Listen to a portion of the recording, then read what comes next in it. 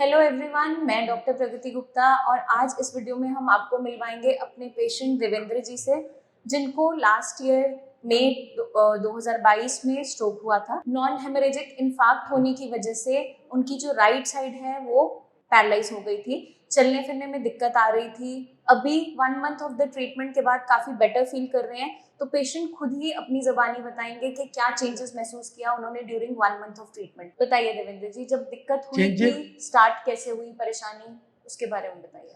आपके यहाँ पे इलाज से पहले में दिक्कत थी मुझे चलने में और हाथ में अकड़न थी।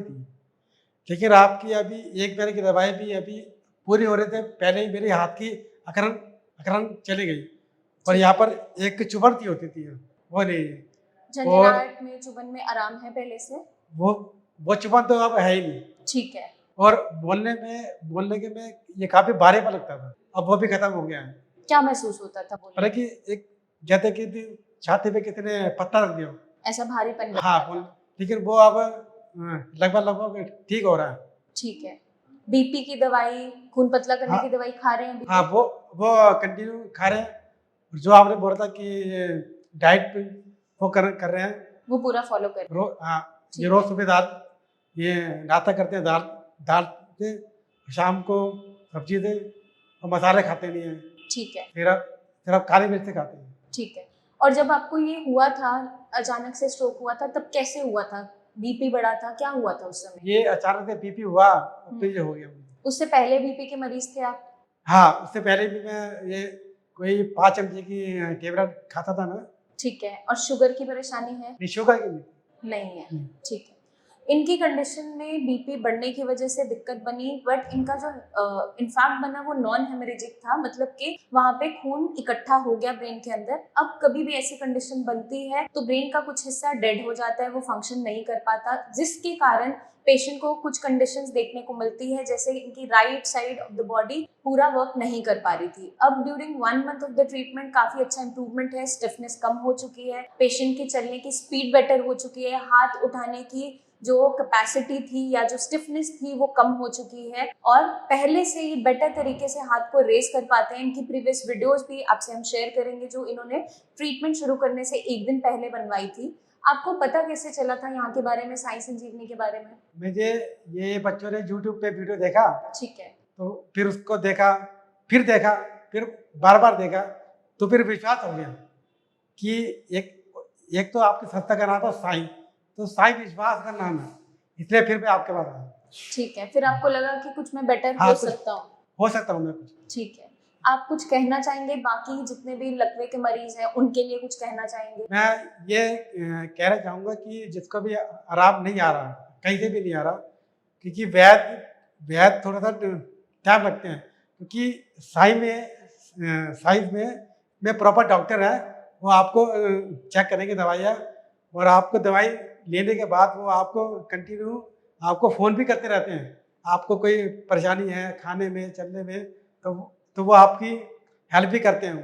तो during 1 month of the treatment आपको सर्विस फाइन लगी, कोई दिक्कत उसमें परेशानी आई? नहीं, मुझे यहाँ पर आने में कोई भी दिक्कत नहीं हुई।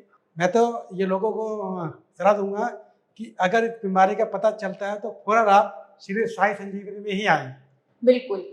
जब भी ये कंडीशन क्रिएट होती है, सबसे पहले क्या होता है कि पेशेंट हिम्मत हार जाता है। तो देवेंद्र जी के केस में उन्होंने हिम्मत बनाए रखी, कुछ ना कुछ सर्च करते रहे, वैसे ही हमारी ऑर्गेनाइजेशन के बारे में पता चला और उन्होंने विजिट किया। तो 1 मंथ के अंदर हमने इन्हें प्रॉपर गाइडलाइंस के साथ ट्रीटमेंट दिया। इनका मेडिसिन पूरी गाइडलाइंस के साथ इन्होंने फॉलो की, प्लस डाइट पूरा फॉलो किया है, साथ में एक्सरसाइजेस फॉलो की हैं। अभी और एक्सरसाइजेस इनकी ऐड ऑन करवाएंगे ताकि आगे चलते हुए जो इनका ट्रीटमेंट आगे कंटिन्यू हो रहा है उसके अंदर और स्पीडी रिकवरी इनको देखने को मिले।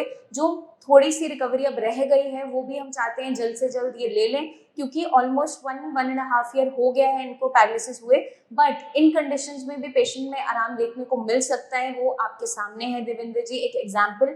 तो जितने भी पैरालिसिस के पेशेंट्स हैं, मैं उनको एक ही मैसेज देना चाहूंगी कि अगर आपको लगता है हमारी रिकवरी स्लो डाउन हो गई है, रुक गई है, या ये कंडीशन अभी अभी क्रिएट भी हुई है या पुरानी भी हो चुकी है, चाहे न्यू केसेस हो चाहे ओल्ड केसेस हो, दोनों के अंदर ही रिकवरी देखने को मिलती है। आपके सामने बैठे हैं देवेंद्र जी, 1 साल से ऊपर हो चुका है, बट इनके केस में बहुत अच्छी recovery with in a month I है और 1 मंथ की मेडिसिन अभी खत्म भी नहीं हुई। तो हर एक केस अपने आप में अलग जरूर होता है।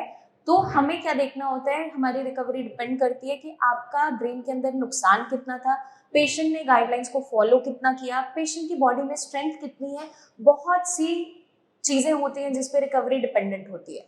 तो हम एग्जैक्टली कंपेयर नहीं कर सकते अपने आप को एक पेशेंट से दूसरा पेशेंट, बट एक हमें आइडिया लग जाता है कि हमारा रेट ऑफ रिकवरी कैसा रहेगा। तो during 1 month of the treatment हम ये जज कर पाते हैं, इसलिए हम इनिशियल ट्रीटमेंट 1 मंथ का रखते हैं पेशेंट का, ताकि मेडिसिन कैसे आपकी बॉडी में एब्जॉर्ब हो रही है, क्या रिजल्ट्स दे रही है, वो आपको समझ में आ जाए। क्योंकि पेशेंट्स के अक्सर सवाल होते हैं कि ये पेशेंट तो 20-25 दिन में काफी हद तक रिकवर हो गए, बट हमारी रिकवरी कितने टाइम में हो जाएगी, कैसा रिकवरी का रेट रहेगा। तो वो डिपेंड करता है आप कितनी गाइडलाइंस को फॉलो करते हैं, आपकी बॉडी कैसे रिस्पॉन्ड करती है ट्रीटमेंट को, और कितनी आप विल पावर रखते हैं। क्योंकि देवेंद्र जी ने सारी गाइडलाइंस को बहुत अच्छे से फॉलो किया ड्यूरिंग द आर ट्रीटमेंट, और आगे भी ये करते रहेंगे। आगे भी करते बिल्कुल रहेंगे।